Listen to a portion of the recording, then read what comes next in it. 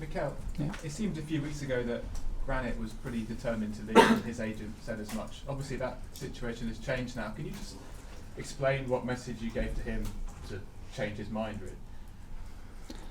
The first message for him was I wanted to understand how he was feeling, why he was feeling that way.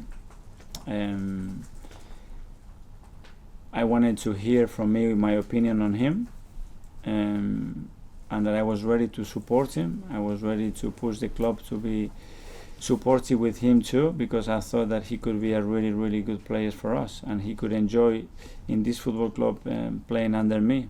And I tried to convince him that way.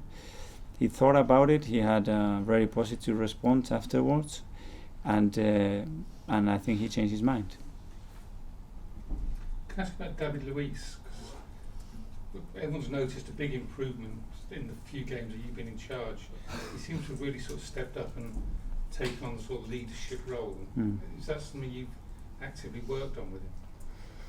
Yes, that's what I wanted to demand to him. He's a player that has won more trophies than anybody else in that dressing room, and we have to use that in a very powerful way. I wanted him to step up. I wanted him to put all the qualities, his personality and his experience towards the team, and he made a big step forward. I'm very, very pleased with him.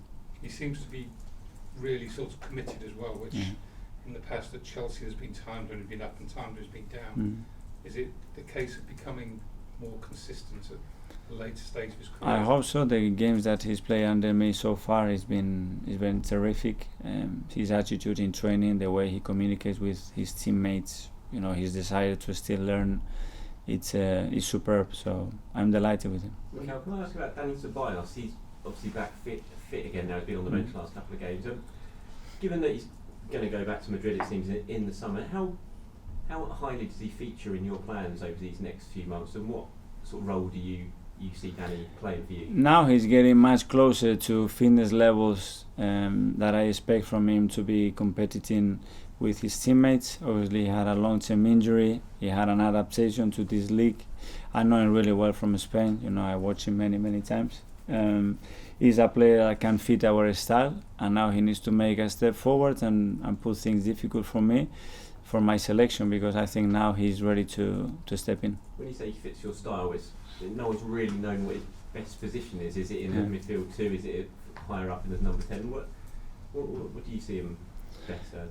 I like him more when he's closer to the box rather than always coming deep to receive that ball. Defensively, he can play in a 2 rather than as a number 10. I don't really see him as a isolating number 10 playing with 2 holding midfielders. He's a very creative player. He's a player in the final third can cause problems. He always wants the ball. He has big personality to play, so I like him. Mikel, have you been working directly with David at the back, or the back 4? Yeah. You work directly with him? Yeah. We have to, because I have to set my principles and what I expect from them in every situation on the pitch, which might be a little bit different what they did with other managers. So positionally, they have to understand what I expect from them. I mean, because obviously over time the defence has been criticised over quite a number of years here. What are the type of things you'll be doing with them with David that kind of gives them a better shape and get a better positioning? Different type of drills where they are facing the ball when the ball is far from them. Situation where they have to defend transition, when they are overloaded, when they're in equal numbers, when the ball is with fullbacks, what I expect from them, where I want the line in relation to the ball, not just the opponent. A few things that for us are important. Is it a case of getting them to almost concentrate? Because there seems to be, in the past, individual lapses just for a split second that have been happening over and over again, which don't appear to have happened too much recently. Yeah, for me, the most helpful thing for that is communication. If you are constantly communicating with your teammates around you, makes you stay focused on what is happening all the time. When you don't talk to each other, there are always moments or gaps where their focus can go, and the back 4 cannot have those moments. Mikel, there was Pep Guardiola was asked the other day again about tactical fouls, and he told the journalist to travel to London and ask you about them. So I just wondered if that is part of your of your game? Oh no, because obviously the Amazon documentary showed a clip of you talking about the need for those fouls, maybe the transition and everything. Is that just? It's just a way of almost like It boxing. was the wrong clip on Amazon. I will ask the journalist to go back to Manchester and ask the same question again. Mikel, I just wanted to touch on Tyrese John-Jules. Obviously, he was on the bench a couple of times under you. How close were you to using him? How close were you to using him in those games? The other night, this close, because I've been very impressed with what I've seen of him in training. I really like him. And I think it was for the last minutes the other day, it was a perfect fit. We ended up making a different decision.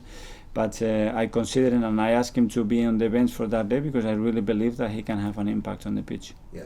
Would you see him going out on loan for the rest of the season then and kicking on as a starter for wherever he's at?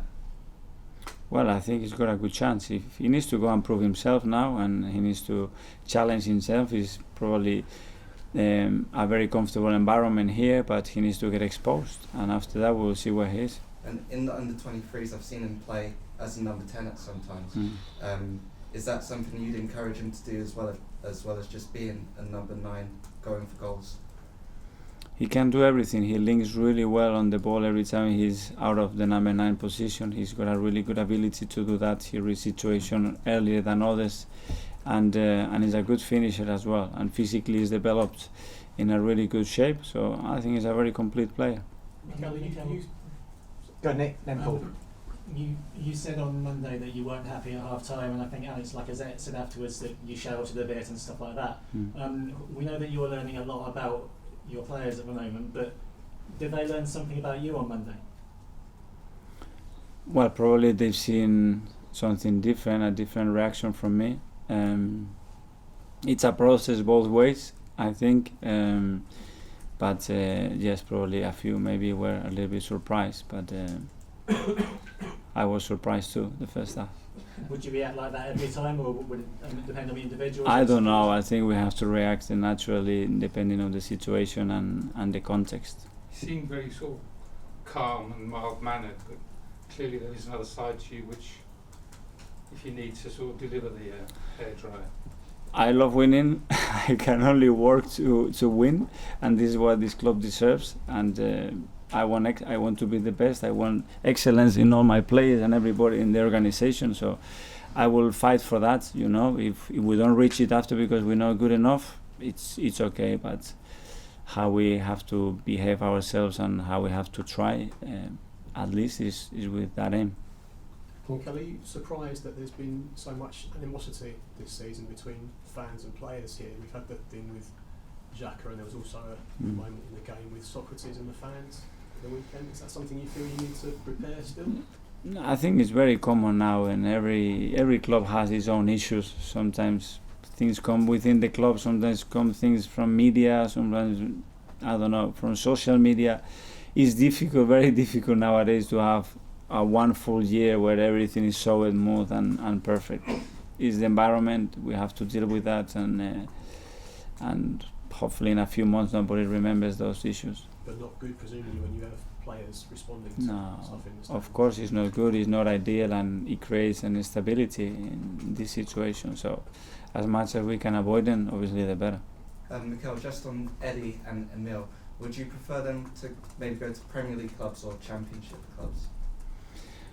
I always suggest that when you go on loan, speak to the manager and make sure he really wants you, and he has to tell you exactly what he's expecting from you. If that's the case and he convinces you and you believe that is the right move for you, you have to go and prove yourself. So I'm not too concerned about if it's Premier League, Championship, if he's here or there. It's more the overall fit, you know, and the communication between clubs, that is clear what we are trying for that player to develop in the phase that he's at the moment, and that a player is comfortable and he can see really the path that is the right one for him. James? I know you weren't here at the time, but there was a lot of speculation that Zaha was going to come here. It seemed like it came quite close.